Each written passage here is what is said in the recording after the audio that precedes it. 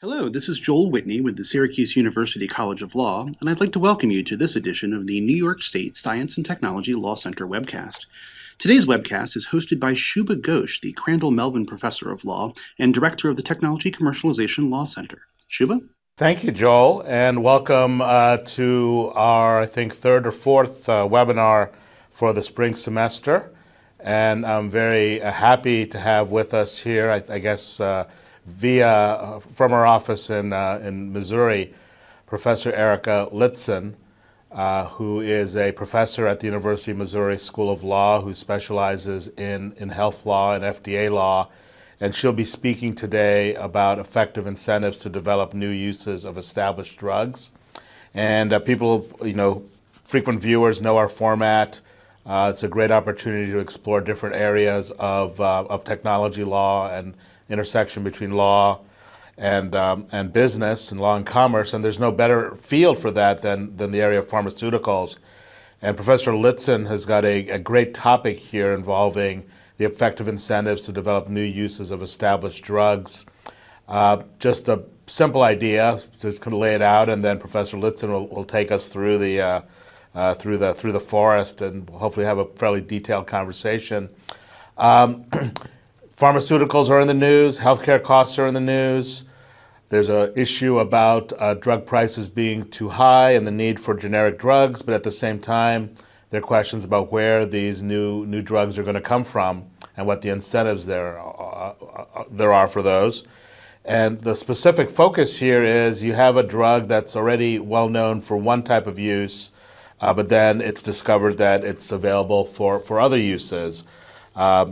Professor Lietzan will give us many examples. I think the cliched example, I was hesitant to start with it, but everybody's familiar with it by now, and that's the Viagra example with Pfizer, where the drug was initially used in the treatment of heart disease, and then it was found to have another use that's fairly well known in terms of dealing with erectile dysfunction. But that's just part of the story, and it doesn't really get into the details about how FDA regulation, patent law, state law, tort law a little bit come into play in terms of creating the incentives to discover these new uses. So Professor Lietzan, would you like to give us some examples of new uses of established drugs and what the issues are? Sure, absolutely. So what I want to do actually is start with the Intron A story, all right? So FDA approved Intron A, which is interferon alpha, in 1986 for treatment of hairy cell leukemia, which is a form of blood cancer that affects a few thousand people every year. 1991, which is 5 years later, FDA approved Intron A for treatment of hepatitis C, which is a bloodborne virus. It causes severe liver damage over time, and it's the leading cause of liver cancer and cirrhosis in the United States. Then 7 years later, an additional innovation was made, combining it with ribavirin. And with that combination, the cure rate for hepatitis C rose to 29% for one genotype of the virus. And you have to understand, before this came along, there really wasn't any treatment at all. There was another innovation afterwards, pegylation, addition of a polyethylene glycol to the interferon molecule, which gave it a longer half-life, and then approval of the pegylation with the ribavirin in 2001, 15 years after the initial approval. And the overall cure rate for hepatitis C at that point jumped to 52%, and for two of the genotypes, it was up around 80%. And Professor Lietzan, just to clarify, is it the same drug company that's doing all of these, or yes, could you just give us some of that background here a little bit? Yeah. So it's Schering Cloud that is the company that introduced Intron A, and it's the same company that is doing all of this. And so it initially did the research in the hairy cell leukemia area. How did it discover do you know how it discovered the combination use for Hep C? Is that from its own research or from developments in the field, or? My recollection, and I don't know the details of this too well, my recollection is that there was some suggestion that ribavirin might work with hepatitis C separate from interferon, and that they may have done some testing, or somebody had done some testing and it didn't work by itself, but then they thought to combine it. Okay. But I don't know the specifics of who had that idea. And also, I mean, to be honest, the incremental innovations of pegylating the molecule and doing a combination therapy kind of complicate this example. It's not quite the paradigm example that I want us to talk about. Okay, yeah. But I like the example because discovering that interferon, initially approved for hairy cell leukemia, could actually, in combination with another molecule, get to 80% cure rate for hepatitis C, and that happened 15 years after the initial approval. To me, that's sort of the classic example of here's a thing approved for one use, and in fact, its most important use comes later. Right. And I think your argument about incentives would apply even if it's not just for a single company. It would also apply to collaborations among companies, or even, in some cases, maybe even follow-on innovators who want to seek patenting or exclusivity. Absolutely. Okay. And this is pretty common. I mean, I think that, the intron A is sort of the classic example we like to talk about, but it is pretty common for a product to be discovered and developed for one use, and then the new uses come later. Part of the reason for that is that the pre-market R&D process takes so long and is so expensive for a new molecular entity, that the most expensive part being those final clinical trials where you prove it's safe and effective for a use. And typically, once you get to that level of proof with respect to one use, the company wants to get the product on the market so that it can start to recover its R&D costs with whatever's left on the active ingredient patent. There may be other uses that it already suspected, but it's not going to delay introduction of the product in order to study those other uses, right? And then there could also be other uses that are kind of uncovered once it's out on the market. It could be things that were expected, things that were unexpected in the clinical trials, things that emerge as a result of clinical practice. Any number of ways these things can come up over time. Right. So I'll give you one example, Avista, raloxifene. That is a Lilly product, and it was tested and approved for osteoporosis. But in the course of those trials, those pre-market trials, they developed some data suggesting it might be effective in breast cancer. They didn't hold off on the osteoporosis approval, but they did the breast cancer trials after approval and then got approval for breast cancer. So that's sort of one way in which it can emerge. Yeah. The slide here gives a couple different examples of particular products. So one possibility, probably the most common, although I don't know that empirically, is that there are other uses within the same therapeutic class, and cancer drugs are sort of the classic example. So Temodar, for example, approved initially for treatment of one particular type of brain tumor, anaplastic astrocytoma, and now it's also approved to treat newly diagnosed glioblastoma multiforme, which is a completely different type of brain tumor. Avastin, a lot of people are familiar with that one, initially approved for colorectal cancer, and it now has 6 indications, including lung cancer, that glioblastoma I was talking about, renal cell, kidney cell cancer, Abraxane, which was breast cancer, later pancreatic cancer. So there are a variety of examples like that. But even outside the cancer setting, you might have examples in the same therapeutic category. So the Activase one I have up on the slide, there's another one. It's a blood clot dissolving agent, first for acute myocardial infarctions, heart attacks, and then later for pulmonary embolisms. Botox, putting aside the cosmetic use, it was first approved for crossed eyes, and it now has approval for, among other things, urinary incontinence if you have multiple sclerosis. Okay. Then there are examples outside the therapeutic category. So Cimzia, monoclonal antibody, first approved for Crohn's disease, which is a gastrointestinal condition, now also has approval for rheumatoid arthritis, which is not, obviously, it's a rheumatological condition. It is not a gastrointestinal condition. I mentioned Avista already as an example of a situation where a company was developing something that it had initially heard about or seen signals of during the clinical trials, but Thalamid is an example of a company exploring signals that emerged out of clinical practice. So thalidomide not approved commercially in the United States, approved in Europe, but there were some signals about possible treatment of leprosy. It was administered to a patient who was manic and had leprosy, but it was given to him for purposes of sedation, which was how it was being marketed in Europe. And it had a positive effect on his leprosy, and that led to development of Thalamid, which is thalidomide for treatment of. So from the patent perspective, the story that's usually focused on is the patenting of these new uses, whether they would be found to be obvious, whether they would be patentable. For example, if there's a new diagnostic method or a new therapeutic method, there may be some questions about method patenting that arise. But patents aren't the only kind of forms of exclusivity, right? I think you also talk about or mention regulatory exclusivity. How does that play in here?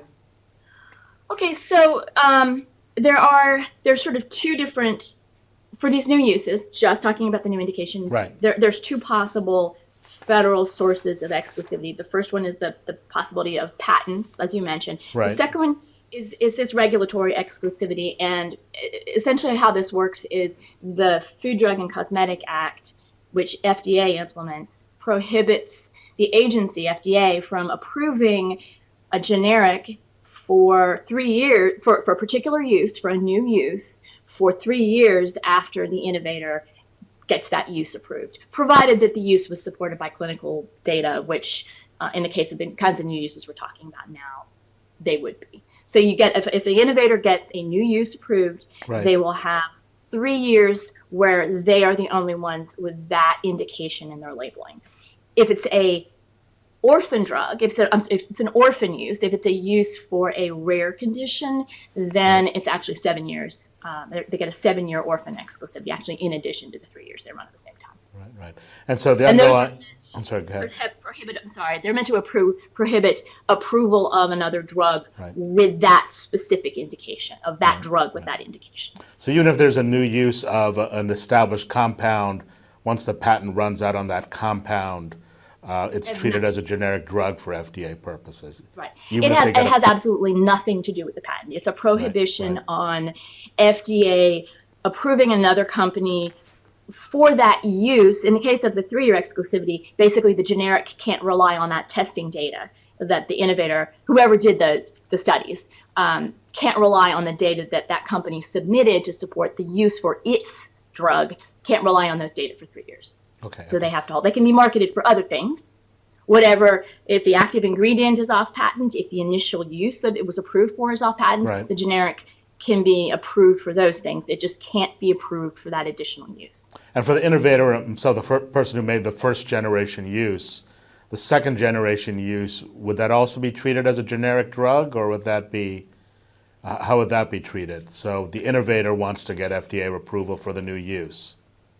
So, for example, if I get my product approved for osteoporosis, and then I study it for breast cancer and get it approved for breast cancer, then I am marketing it for both, and my labeling describes both.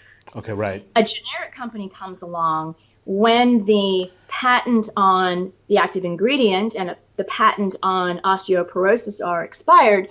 It can get approval for a generic, but it's only labeled for use in osteoporosis. So the innovator product, the brand product in that situation, will have both osteoporosis and breast cancer in its labeling. The generic company will only have osteoporosis in its labeling until the exclusivity, whether it's patent or regulatory exclusivity or both, once those are gone, then the generic can add in the breast cancer to its labeling. And just to clarify the timing, so the innovator first discovers osteoporosis and let's say 10 years later discovers the use for breast cancer. What does the innovator do 10 years later? Do they,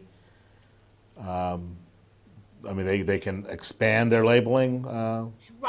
anytime a company makes a change to its approved product, it doesn't matter what kind of change it is. It could be a change in the manufacturing process. It could be a change in their address, or it could be a new indication that they have studied, or new dosing, or they developed a new route of administration. It doesn't matter. Any change, they have to submit a supplement to their application, and it has to get approved. Okay. So in the case of a new indication, it's a pre-approval supplement. They put it in. It has all of the data, all of the phase 3 data, the adequate and well-controlled trials. So these are pivotal hypothesis testing trials to show that the product is safe and effective for this other use. The same as the kinds of trials that they submitted to support the initial approval. It's for that new use. And then if FDA approves the new use, which is then a supplement to their application, then their application then their product has approval for that use as well. So do they have to go through all 3 phases again for the new use 10 years later? They don't have to go through all 3 phases. Okay. So the first phase is typically just is safety testing. Right. They may have to do phase 2. It kind of depends. It depends on a lot of things. Phase 2 will typically include, it may have pharmacodynamic endpoints. They may be doing dose ranging studies. You may have to do that as an innovator. They absolutely have to do phase 3, which proves safe. Okay. And they can rely on some aspects of bioequivalence, or, I mean, I guess it depends upon the therapeutic class or not, or can they say that, I mean, how would that work in terms of the relevance of their previous approval? Is that? So it's what they're supplementing their own file, right? So think of the new drug application or the biologics license application as a filing cabinet, right? They are doing new research and putting it in the file. And if that research supports additional a change in the labeling, then the labeling of the product is approved. So they are just building on the existing file. Right. I was just trying to get a sense of how that process for the new use for the innovator compares for a generic drug manufacturer. Is it more timely, less? Pardon me? Right. The generic doesn't have to do anything. Right. When they get approval in the first instance, when the active ingredient patent and the initial use, when they're clear to market based on expiry of those exclusivities, what they do to get approval is they show that their molecule is analytically the same, right? It has to be the same active ingredient, route of administration, dosage form, and so forth, and it's bioequivalent, which is just a blood test to 20 patients, let's say. Once they make that showing, they can have approval for any and all uses for which the innovator has approval, past, present, future. Subject to whatever intellectual property considerations there might be. So when the exclusivity expires on the new use, they just add it into their labeling. They have to submit a supplement, but they just add it in. They don't have to do any research. All right. So that's where the crux of the problem is that you're identifying. Is that correct in terms of the incentives for the new use? The crux of the problem, actually, that I'm talking about is that in the interim, when they are approved for one use, but they don't have another use because that use has patent protection or it has exclusivity, their product is nevertheless dispensed and used for that second indication that's protected. So in other words, we have, the way we've set up the patent and the exclusivity, the idea there is the innovator is going to enjoy exclusive sales for use number 2 for some period of time. And as a practical matter, they don't. And that's the concern. It has nothing to do with the generic adding the indication later on. It's all just about during that time when they don't have it, when they have a partial labeling, you could call it. It doesn't matter. They're still being dispensed for that new use that the innovator is actually supposed to be gaining the sales. And so is that a problem of state law? Is that a problem of just the practice by which drugs are prescribed? I mean, I think you go into this in a little bit in the paper, but yes. Do you want to describe that? It's kind of unusual that federal law says the generic drug can't be used for the new use, but it happens anyway, right? Right, and I think the problem is that the way the federal law is written is slightly different, and it is, as you suggested, it is a function of state law, and it's also just a function of practices. Physician practices, pharmacy practices, and payer practices. So sort of the short way of understanding it, I think, is that first, FDA approves these skinny labels. I said partial labeling, skinny labeling. The first piece of this, it's a bunch of things working together. The first part is what we've already talked about, that FDA will approve the generic with indication number 1, carving out indication number 2 because the innovator has indication number 2. So the first thing is they approve with these skinny labelings in the first instance. Okay. All right.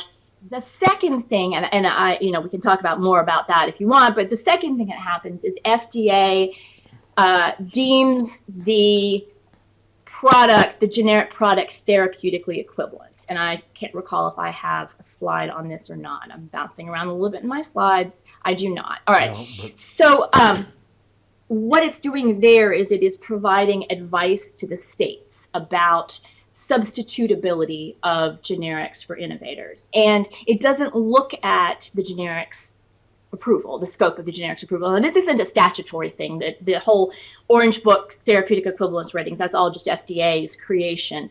But it bases that advice on whether the products are pharmaceutically equivalent and whether they're bioequivalent. Mm-hmm. So it treats this as a function of the tangible features of the generic product. It doesn't provide any information about the indications that it were approved for. So when a pharmacist looks before dispensing and when it looks in the Orange Book to see what is equivalent to the brand product, all it sees is the generic that's been approved and it's been designated as therapeutically equivalent.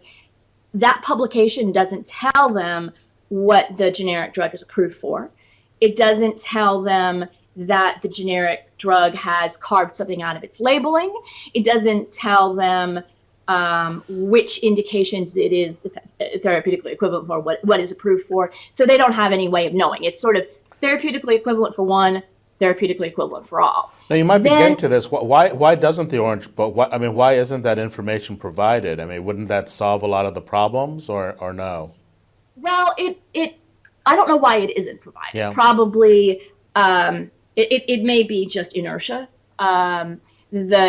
The development of skinny labeling postdated the Orange Book. So the Orange Book came before Hatch-Waxman, and that may be part of it. This is how they've always done it. Would it fix things? No, it would be a start. So the reason I say no is that what's really driving this ultimately is those therapeutic equivalence ratings facilitate and sometimes trigger substitution under state pharmacy law. Mm-hmm. So every state has slightly different phrasing, but they all authorize or maybe require a pharmacist to substitute a therapeutically equivalent generic when the patient shows up with a script from the doctor that specifies the brand product.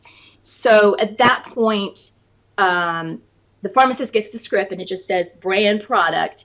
The state pharmacy law, which governs what the pharmacist does not require the pharmacist to check the indication to ask what is this being prescribed for. It doesn't require him to look at the generic labeling and make sure the generic's approved for it. The Medical Practice Act doesn't require the physician to specify the indication in the prescription. And then the payers typically just require substitution of a generic drug that is therapeutically equivalent. So you've got all of these sort of state laws, payer practices tying in with this therapeutically equivalent period rating from the agency. And so what happens is the innovator may have a patent or exclusivity for a use. It may be, as a matter of federal law, entitled when we intend it to have exclusive sales for that use. The physician writes a script for the brand product, and the patient takes it to the pharmacy. The pharmacy just finds there is a generic that is therapeutically equivalent. Doesn't matter that it's not approved for it. The pharmacist just dispenses the drug. And so all of a sudden, the generic is getting the sales that we meant for the innovator to have. Okay. And just to kind of fill in the gap a little bit here with the patent background, I mean, for the generic drug to be approved, the patent issues have to have been resolved to a certain extent already. So it's not the sense that, why doesn't the patent owner, get involved here? It's already been involved in the approval process for the generic, right? I mean, you might wonder if there is some patent infringement by the use of this, by substituting. I think part of the matter is that's been resolved already. Well, it hasn't, because Right. what we're talking about here is method of use patents. And if the generic company intends to carve out the use, what it does in its application is it submits what's called a Section 8 statement, where it simply tells FDA, we do not intend to seek approval for the method of use claimed in that patent. Right. And that pulls that patent out of the pre-market patent resolution process that Hatch-Waxman created. Okay. So the whole paragraph 4 challenges in patent infringement cases, none of that applies in this situation because it's a method of use, and they did this Section 8 statement. Right. And so, I mean, we get into this position, I guess, that the generic drug, even though they didn't seek approval for that use, might get it in practice anyway. That's sort of one of your points. Is that right? Will get it in practice, Yeah, right? yeah. Because there is no mechanism. Because the prescriptions don't specify and the pharmacist doesn't inquire, and Right. in those states it's either required or strongly encouraged to substitute. They will Right. get it. Yeah, yeah. It's sort of a structural point more than. I mean, the use is largely a matter between the physician and the patient, right? The pharmacy is not there to monitor that, really. That's sort of what's going on here too, right? That is. Yeah. And don't forget the payer. The payer is the key part of it here. Now, I mean, Yeah. the truth of the matter Right. is payers do sometimes get involved Yeah, with well, respect absolutely. to what the use is, right? So if you've ever had a very expensive medication, you may have gone through prior authorization. Mm-hmm. Payers, when they want to restrict access to a particular very expensive product, they'll put it on they'll require prior authorization before they'll cover it. And what that means as a practical matter is they want confirmation that the patient has the condition in question. They may want other confirmation, other facts as well to be ascertained. And so in that situation, they actually have their system set up so that the physician has to confirm exactly what the use is before the payer will cover it at the pharmacy. So they do it sometimes, they just don't do it as a routine matter. Okay. And so just to get back to your thesis, then, you're suggesting that this substitutability of generics somehow affects, or I'll use a stronger word, maybe undermines the incentives for creating new uses of established drugs. Is that fair? I wouldn't want to say that substitutability does, because Okay. I'm absolutely I am very much I in should say favor the of automatic substituting, this substitution. practice that occurs, yeah. It is just the fact that we haven't put in place systems to prevent inappropriate substitution. Okay, yeah, right? yeah. Appropriate substitution for if the drug is off patent and Right. the use isn't protected, then absolutely I want automatic substitution, Yeah, because that okay. achieves enormous Yeah, cost savings. okay, yeah, for yeah. healthcare. You're not necessarily challenging the state laws themselves that require you're saying the way it's done is the problem, the way it's implemented is the problem. Right. And really what I'm saying ultimately is we need to get to a system where the generic companies, the payers, the physicians, the pharmacists, some combination of those stakeholders ensure that there is automatic substitution when appropriate, and there's not automatic substitution when not appropriate. Okay. So let's talk a little bit about the inappropriate substitution. And I think one of the reasons that it's inappropriate, I think you're making the case that it somehow affects the incentives, either the regulatory exclusivity or maybe in some cases the patent exclusivity. Do you want to elaborate on that? I mean, do you have, what's your sense about the effect on those incentives? Well, I mean, I guess there's sort of there's sort of two ways of thinking about this, all right? So to be clear about what the question really is, remember that we're talking about a situation where the new use has a patent or has regulatory exclusivity. Right, and right. so when we ask what is the harm here, or what's the negative impact of this substitution,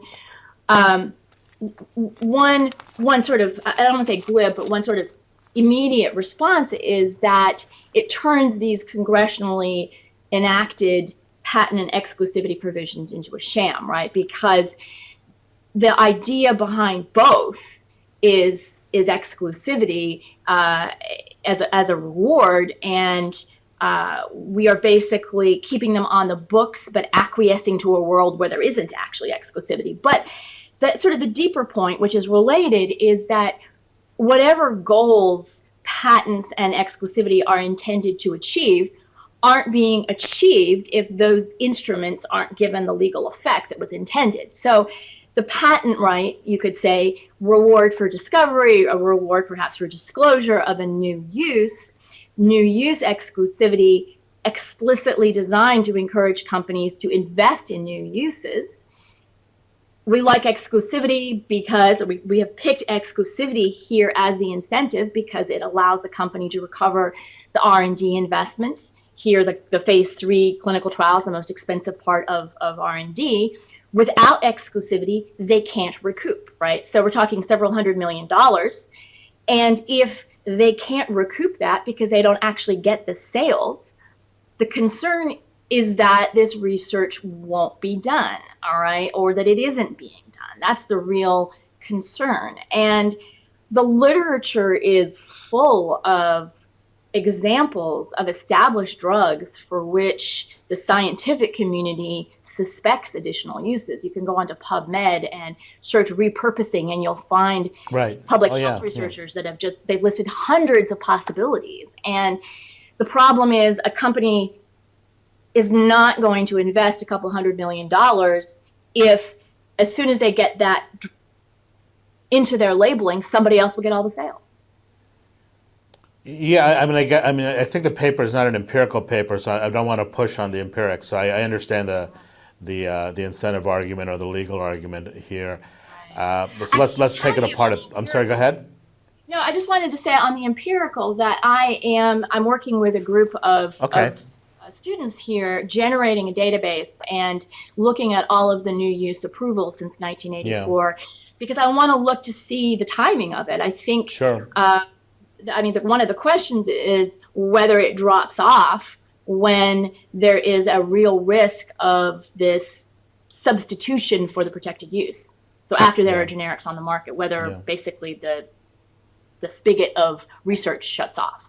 And I hope to be in a position to answer that in the fall. I guess from what we know, just a priori, do all states have these permissions for substitutability? I know the states I've lived in and had to deal with this, they've had because this issue has come up. But what's the date? All 50 states have that? They all have it, but it varies in how it's drafted. Some of them it's mandatory. Some of them it is permissive. It's more the majority, I believe, is mandatory. It's sometimes pegged to same generic ingredient. Sometimes it's pegged to the Orange Book. Sometimes it's pegged to A ratings. It's our 50 state experiment. Every state has to do it slightly differently.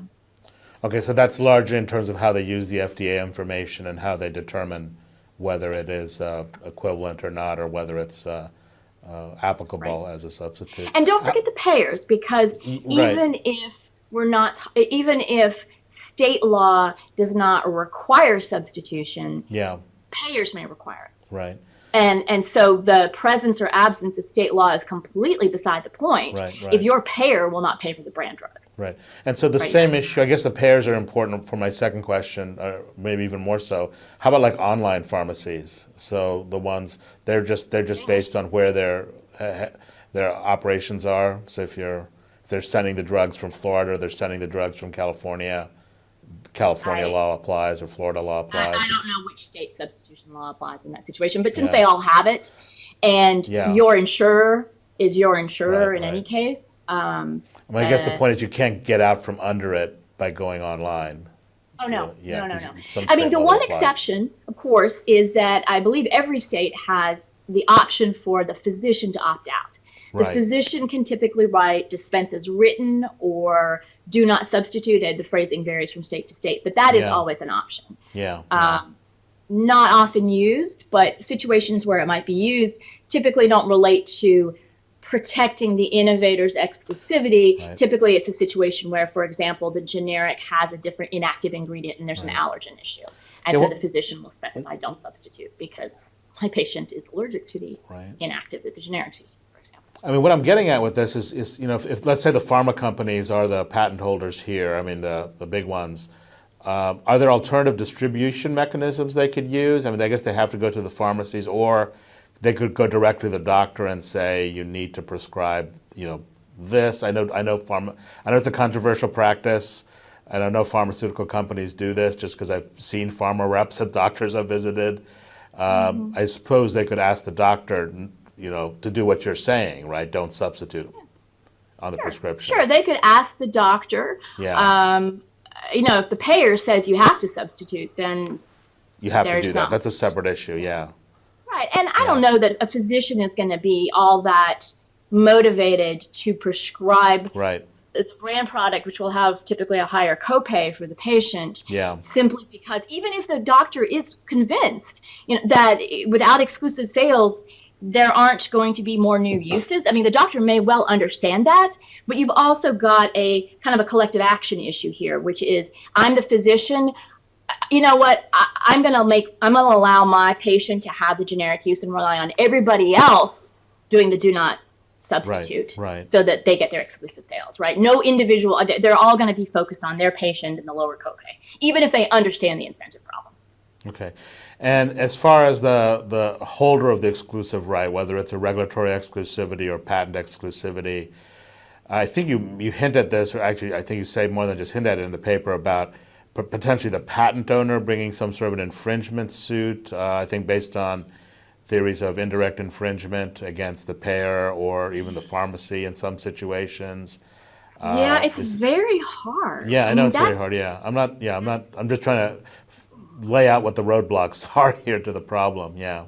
I think this is a huge problem, actually. I mean, I think that one possibility has always been suing the generic company, right, for induced infringement. But these cases are incredibly hard to win because of how the standard that the courts impose for proving induced infringement. And actually in my paper, I mention one case from last year. Full disclosure, I was an expert witness in the case, where there was a pretty high jury award for induced infringement in a fact pattern involving a skinny label. But yesterday, the court issued a ruling, a judgment as a matter of law, and relieved Teva of the liability. Damage.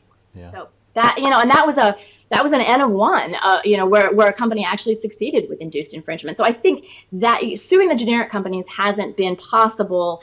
Suing the pharmacy, suing the other entities in this process is really uncomfortable because the pharmaceutical company is very reliant on those relationships to make a living, right? And you don't typically want to sue your customers or your business. It's the same issue that comes up in medical device patenting. I mean, they could sue the hospitals or the doctors, but they don't. I mean, and for that matter, in copyright, right? You don't sue. Sure. Typically, you don't sue the individual people who are engaged in illegal downloads. Right.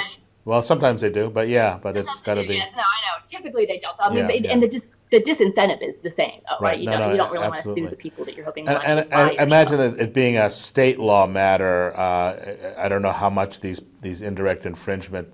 I mean, if they're just acting under what state law is saying, for the pharmacies, that is, and even for the generic companies, if it's really the state law that's doing the substituting, not them, not their command, then I think it would be hard. I think the insurance companies are in a different boat, though, right, in terms of that. But there's I think as you're suggesting, a symbiotic relationship between pharma and the insurance companies that make it hard to make them plaintiffs and defendants in lawsuits. Yeah, I think it's very tricky, and I mean, ultimately, I don't think we want to be in a world where the solution to this is lawsuits too. I Right. mean, Yeah, absolutely. I think we kind of collectively have two goals that we all, I believe, I hope share, which is that we want these products automatically substituted, provided there's no intellectual property. We very much want that to happen, and we very much want to ensure that the people who invest in this new research have a period of time, as prescribed by patent law and the exclusivity provisions, a period of time of exclusive sales. And that's what we want. We don't want a system where everybody is suing and there's damages. We just want, I think, a system where the dispensing works. Right. Frankly, which is my prior on this, my instinct is that the real victim here that you've identified are the pharmaceutical companies, but if patients are benefiting from this substitutability, it's really, from a pure utilitarian perspective, it's hard to say that I'll put it blunt, there's a problem here, except for the innovation pathway issue that you're raising. And that's significant, right? Yeah. I mean, what you're saying here is, yes, absolutely, they benefit in the short term. Okay, yeah. But they certainly don't benefit in the long term, because if the rule became anytime you discover a new use, hey, everybody can have it, there aren't going to be new uses. So, right. They'll benefit now, but long term, we don't get new uses. I guess I hesitate your characterization, because there is still some degree of exclusivity. You're just suggesting it's whittled away. I mean, nobody's suggesting we're getting rid of all the exclusivity, right? It just gets whittled away here. Well, I don't know how it's whittled away. If the generic has 80%, 90% of the sales, then okay. It's more than whittled away. I mean, I think it's gone. Unless there is a way to prevent the substitution for those sales, they're going to the generics. Yeah. Well, I mean, okay. Well, let's maybe one way to get at this too, because I think it's a really interesting problem, and I think the innovation pathway question is something I guess you're doing some more empirical research on, and I'd like to know more about in terms of how these innovations would occur, where they occur. Would they occur from the initial innovator? Would they be from follow-on innovators? And admittedly, the incentive issue might be the same for both. Some of them might even come from generic drug companies. I mean, this is another classic story in intellectual property, is that today's infringers are tomorrow's enforcers. So, absolutely. Sony being the best example in the copyright world. Right. Well, think of a generic company. I mean, you can, under the statute, you're not submitting a generic application, then you're submitting a different kind of application. It's called a 505(b)(2). Yeah. But as a generic company, you could study the innovator's product for a new use and get it approved, and you'll get the 3-year exclusivity. Yeah. But if the innovator's product has gone generic, that is what is going to be dispensed to patients, and your product with its new use, you're not going to get any sales. Yeah. I'm curious a bit more. I mean, well, I want to get to some of the solutions you talk about, and we can discuss that. I know one other area you've written about, and it comes up in this paper, is the political economy. So this is kind of getting a little bit at this whittling away /market /competition here.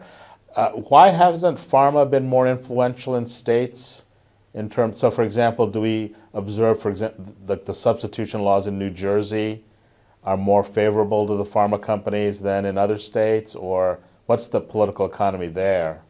I guess I don't think. Not to pick on New Jersey, I'm just saying the pharma companies. So I don't know that. I don't know that that's what this fight is about. Okay. Because I don't think the problem is with the substitution laws. No, but I guess my question is, no, I understand that, but my question is why?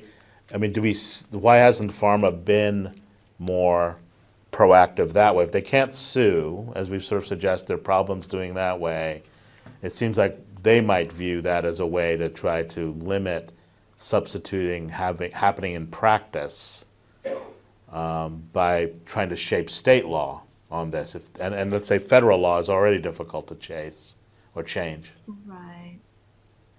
I guess I don't know.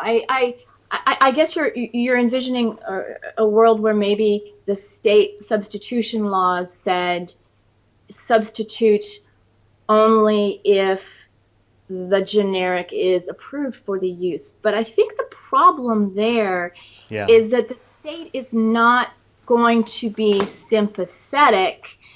It would be in that situation agreeing to pay more for a drug in order to give full force and effect to a federal incentive. I think it's a hard sell to a state. Why should they? Yeah. Yeah, right, Ren. I think that's right. Plus, I mean, I guess there could be a movement just to not have these substitutability. I realize they're not the source of the problem, but it seems like if the pharma really was concerned about this happening, just to simply have a rule that says no substitution. No, but I don't think that I don't think that's the goal. And it's certainly not my goal. No, I'm just trying to look at the political economy of this. I'm not trying to be, what the policy should be. Just to. I don't think pharma at this stage. I don't think the innovators are inclined to get rid of substitution laws. Yeah. I guess I just don't see that as it doesn't fix this. I mean, it would fix this problem, right? You could also sort of get rid of all generics or something, and that would fix the problem. But I think that's sort of a crazy solution to a very discrete problem, I think. No, again, I'm not suggesting that as a solution. I'm just trying to understand the political economy of how we got to where we are. And I assume part of the substitution laws you talk about are also about the patient-doctor relationship, right? In terms of what the doctor prescribes and those are different, right? So the substitution laws that's typically part of the State's Pharmacy Act. Right. Those date to the 1970s. And they are specifically designed to save the state's money. Okay. And that sort of separate and apart from whatever might be in the Medical Practice Act about prescribing. So that came out of expansion and state payment for health care and so forth, largely. Yeah. Okay. That makes sense. I mean, it's really kind of the states and the insurers are sort of in the same boat here then. Right. From how they view that law. Right, and that all happened before Hatch-Waxman, right? So they were enacting these laws in the mid to late 1970s. FDA put out the first Orange Book well before Hatch-Waxman, listing out what was therapeutically equivalent to what. Right. So, again, my goal by asking some of these questions was just to understand the political economy, but once we kind of understand that ecosystem, what are some of the thoughts you had about reform?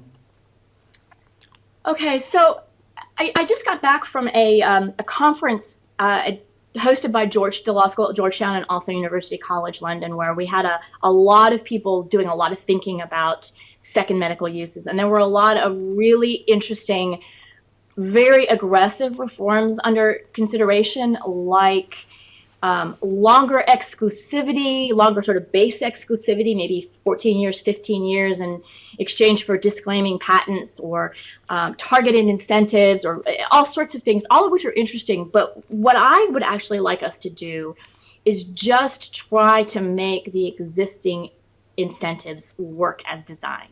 So I think that we need to get to a system where the generic drugs are dispensed, they're automatically substituted for off-patent, not exclusivity protected uses, but they are not dispensed for the protected ones. I think we need to try a system where we're actually letting exclusivity mean exclusive sales before we try any of these other things. Okay. And I think that means indication-based prescribing. Okay. And I'm going to flip forward on my slides for a second to... And when we have this as a webcast, I'll make the slides available if that's okay with you. Oh, yes, absolutely. Sure. Okay. Absolutely. So this is sort of what I just said here, which is there are a lot of really radical and interesting new ideas, but I think what we ought to do is just see if we can get the exclusivity incentives to work as exclusivity. Right. Working from the premise, again, that we want, and I think it should be non-negotiable, automatic substitution if it's to the extent it's off patent, and exclusive sales for the innovator to the extent that it's not. Okay. I think that there are some steps that FDA could take, and this sort of comes off of our earlier discussion about the Orange Book. I think that they could be provide more transparency with respect to the scope of generic approval. They have both the Orange Book and also another database called Drugs at FDA, where they talk about the scope of approvals and what's therapeutically equivalent. And one of the things I think they should do is be much more clear what it's approved for, be much more clear that it is, that to the extent they have given this advice, it relates only to the approved indications and so forth. None of that's going to solve the problem, but I think greater transparency is helpful. I think. Could we talk a little bit, I'm sorry to interrupt, just about that point, because I think that's the question, I think my question gets to the Orange Book. A lot of the information in the Orange Book, the FDA is really relying upon the brand name or the innovator or the drug manufacturer for, is that right? I mean, so for example, if not for the stuff I'm talking about. Pardon me? Not for the stuff I'm talking about. Okay, I'm just talking about here the fact that it is that the generic it has omitted some indications, that it has a partial package. Okay. So you're talking about the FDA is already doing this kind of review. It's just the question is not reflected in the way they report the information in the Orange Book. Is that right? It does not show the indications that a product is approved for. Okay. It doesn't say that it is, in the case of a generic, that it doesn't have all of the indications of the reference product. Then the therapeutic equivalence, like I said, is therapeutically equivalent for one, therapeutically equivalent for everything. It's just sort of generic, period. Okay. That is stuff that's just, it's just FDA. When they approve the product, they know what they've approved it for, and they could import that information from other parts of the website so that the Orange Book had it. Okay. The transparency thing. Yeah, it's really interesting to see this as sort of an information-based problem here, just in terms of how the information is aggregated. And the sense I'm getting, I'll let you finish, I just want to get some clarification too, just for myself and listeners, is that, I mean, here we've had a system that's moved and changed so much over time, as you mentioned. You've had the Orange Book, you have the substitution laws, you've got Hatch-Waxman, you've got, we haven't even talked about the case law that's developed, that has dealt with all of these things. And it seems like it's been very difficult in order to just do basic information reporting about these drugs. Is that fair? That is fair. And actually, if you haven't read it, and if viewers haven't read it, Ben Rowan has a very good paper on the issue of new use exclusivity, where he really focuses on it being an information problem more than anything else. Okay. Which I would we can put a site to that on the web on the YouTube. That'll be great. Well, I'm sorry, I didn't mean to interrupt. I just wanted to. Sounds very fascinating. Okay. No. So in addition to FDA taking steps, I think at the end of the day, what we need to do is figure out who in the system is in the best position to make the decision, and the decision is it's a sale or no sale decision, right? The person comes in with a prescription, and either the generic is going to be dispensed or it's not. And who is in the best position to make that decision? And then what I would do is give them an investment in the right outcome. So I think the people that are the entities that are in the best position here, that are the most directly involved, are the pharmacist, the payer, and then secondarily probably the generic company. And what I think that we need to do ultimately is get to indication-based prescribing and dispensing, right? And I think that our healthcare delivery and finance system is going to end up there anyway for a variety of reasons, value-based pricing, all sorts of reasons, but this issue is one of the reasons. I would personally prefer to let the market players figure out the technology and the logistics themselves. In other words, how do we get to indication-based everything rather than kind of from the top down dictating how it would work. So I kind of like the idea of creating an investment in the right outcome. And so one of the things I suggest in this paper is we should think about prohibiting pharmacies from dispensing generic drugs for uses that don't appear in their labeling if somebody else has exclusive rights to those sales.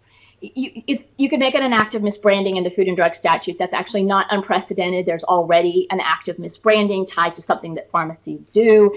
So it's not completely unprecedented. But what I'm thinking here is going to happen, right? It's not that all of a sudden pharmacists are going to jail. What I think is going to happen is that as soon as that law is enacted, the pharmacy organizations, the pharmacy chains are going to try to address that risk in their contractual negotiations with the pharmacy benefit managers. These are the people that manage the pharmacy benefit for the payers. So I think what's going to happen in that situation is the pharmacy groups are going to say we have to have indication-based prescribing because we can't accept this liability anymore.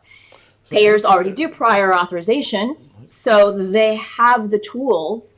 And if we give the pharmacies an incentive to insert that into the contractual negotiations, I think hopefully the parties will figure out how to make this work.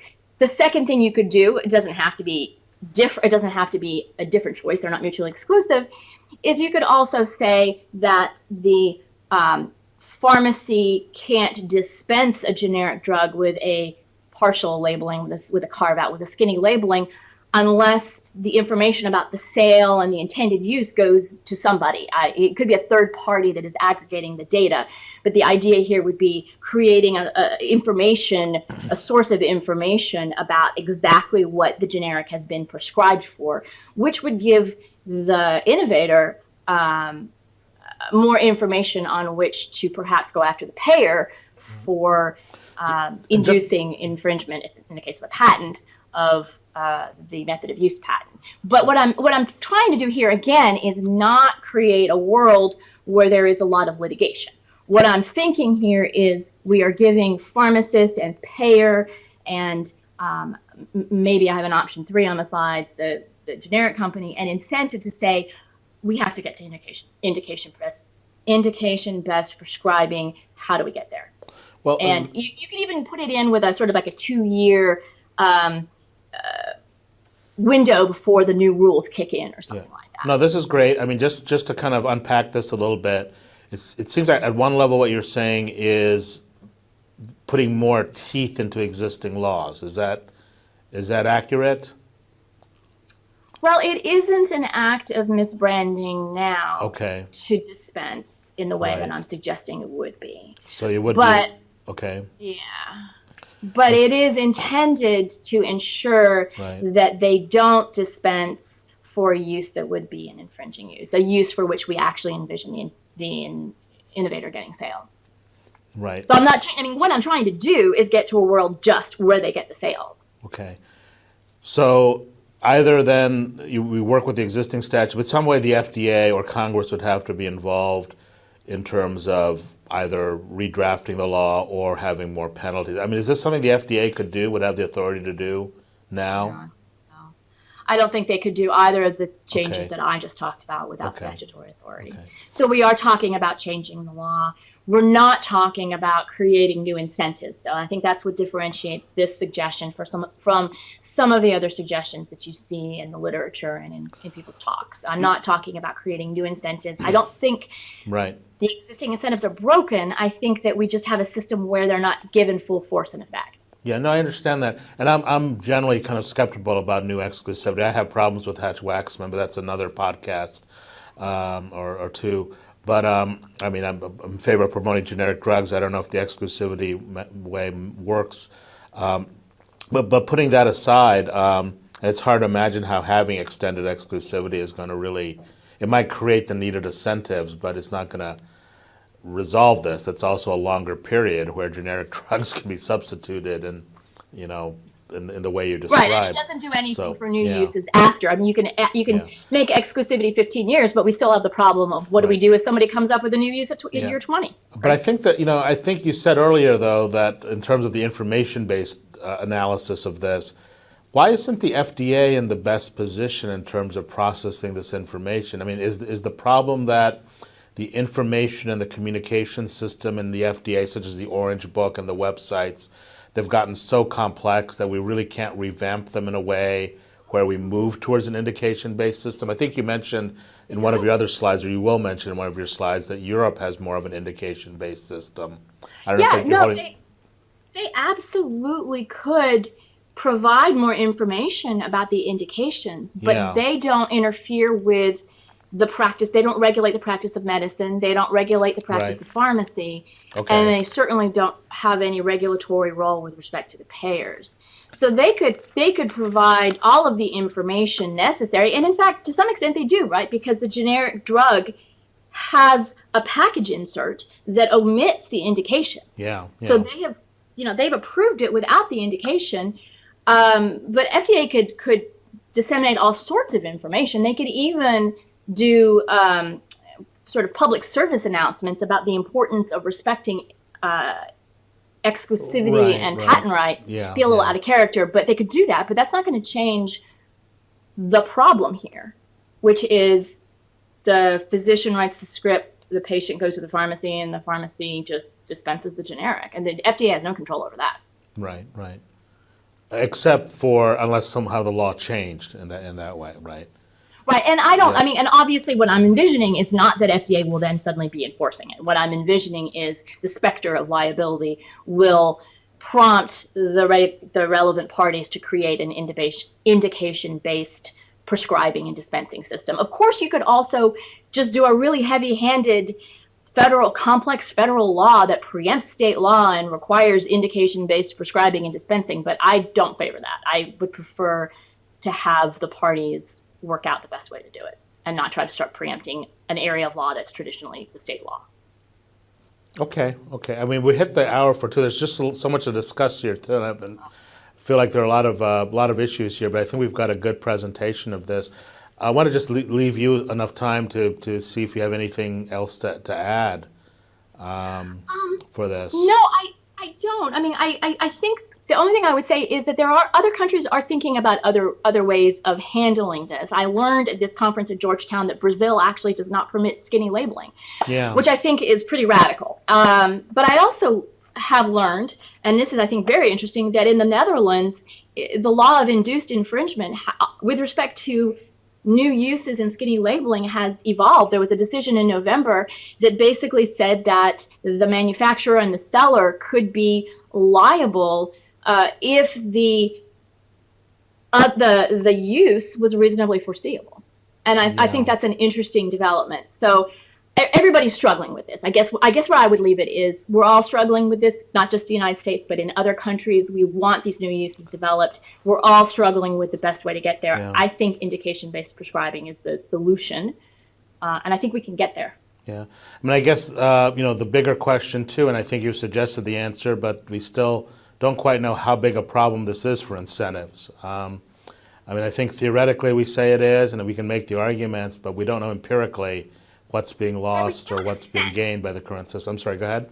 We do in the sense that we have very long lists of new uses for which there is really strong scientific signals, long lists from people in the public health community, from scientists, of drugs and new uses that are not being explored. Right. And I think this is unusual. It's always a problem in in innovation policy to prove what we would have in the but-for world. But this is actually an area where there are really long lists of drugs for which there is a plausible, perhaps even very promising new use that is not being studied. Right. So this is an area where we actually do have, I think, oh, absolutely. I'm not denying that there are lots of diseases and treatments and things that have been that have been neglected or need to be pushed. I guess they're tied to specific molecules, right? Where we think this molecule might be effective for this treatment, for this disease, and it's just not being studied. No, I think underlying this, where we all can agree, and I think we can all agree, is this pro-science, and we need to kind of encourage the R&D and the science of this area. I guess the question is, what exactly are the causal mechanisms then? And that's what we all struggle with in innovation policy and FDA regulation and intellectual property and so forth. So I thank you for taking the time, Professor Lietzan. I know you had a busy conference scheduled this week and flight issues, so thank you. And I hope you enjoyed it and hope we can have continued conversations in the future. Absolutely. My pleasure. Thank you for inviting me. Yep. Thank you.